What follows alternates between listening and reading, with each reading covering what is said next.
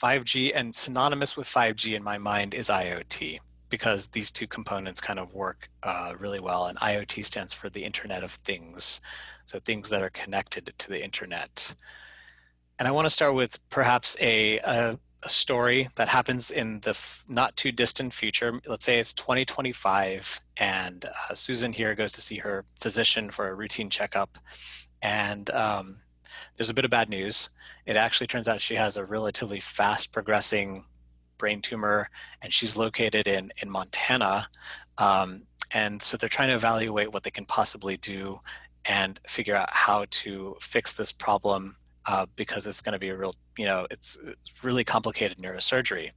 As it turns out, it's 2025. The US has implemented all 5G implementation around the United States, which means that something called the tactile internet has been implemented.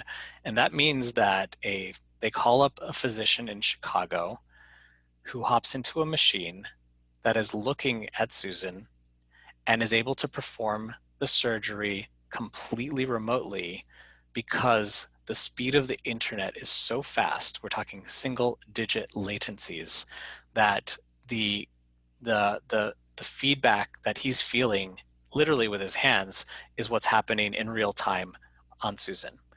And so she successfully goes through the operation, and she's happy and healthy and lives a much longer life than perhaps if something like 5G didn't exist.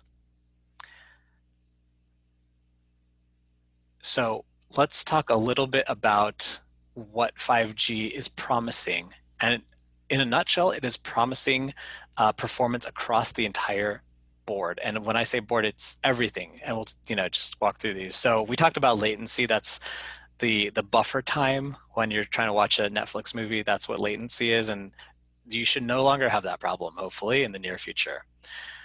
Connection density is going to be tenfold greater than what it is today. And the reason that's important is because we're expecting 500 billion IoT devices to be online in the next few years.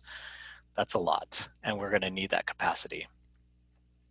Probably the most talked about component here is the throughput. So I've heard anywhere from 1 to 10 gigabits per second for peak rates, which means, again, you're going to have a lot of bandwidth. Everyone's going to have a lot of bandwidth, and we need to figure out what we can do with it. We're using more spectrum than we have ever before. So 5G is not a whole new bracket of spectrum. It's actually leveraging other portions of the 4G and 3G spectrum in addition to a whole new area. So that actually increases the efficacy of the entire technology type. Traffic capacity is going to be 100x through these really small cell towers. This is probably why we haven't seen 5G fully implemented across the board. For every 4G tower, there's going to have to be a multiple of a 5G tower, because they work in a different way, where smaller amounts of smaller towers, more of them will enable this traffic capacity to move through. And so the infrastructure changers in this space are working overtime to make sure that this is something that can occur.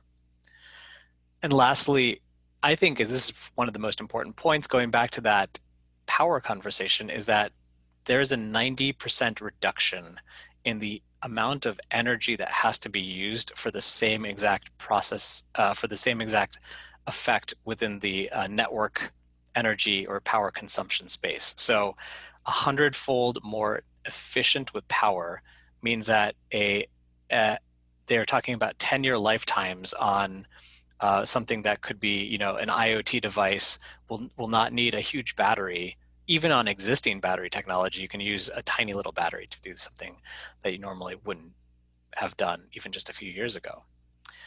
So 5G we're talking about something called the tactile internet. This is the idea that you can actually feel things through space using something called haptic response. And this is going to open up a whole new regime of augmented reality, virtual reality, and mixed reality applications. We talked about telesurgery, which is one of the most relevant applications, particularly if we're going to have learned how to work remotely as we have this past year.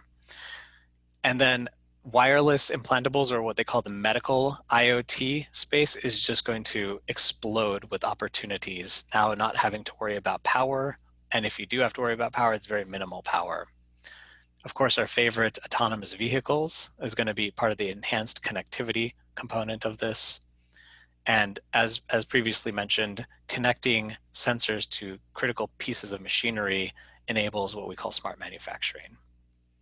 So to wrap up the three use cases here, if we were to have a healthcare provider that has now created an immunosuppressant dosing mechanism within the wearable, they could use this IoT translation with real-time data feedback and the predictive model that they had created to create a device that tunes with the patient's need for immunosuppressant dosing and enables that to happen without using a battery, because we have the Rectana that's powering the entire device.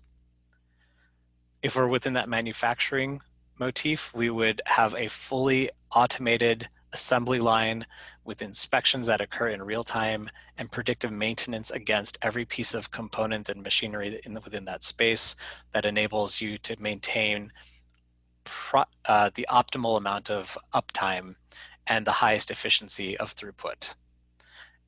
And the last one here is perhaps if you're in the CPG or food bev space, now you can actually have an IoT sensor that enables or tells your consumer in real time spoilage is about to occur, or how to, if this is being transport logistics, you need to cool the temperature down in that refrigerated cabin space by 4 degrees. That can all be done in real time without any human intervention, because everything is completely automated within that space.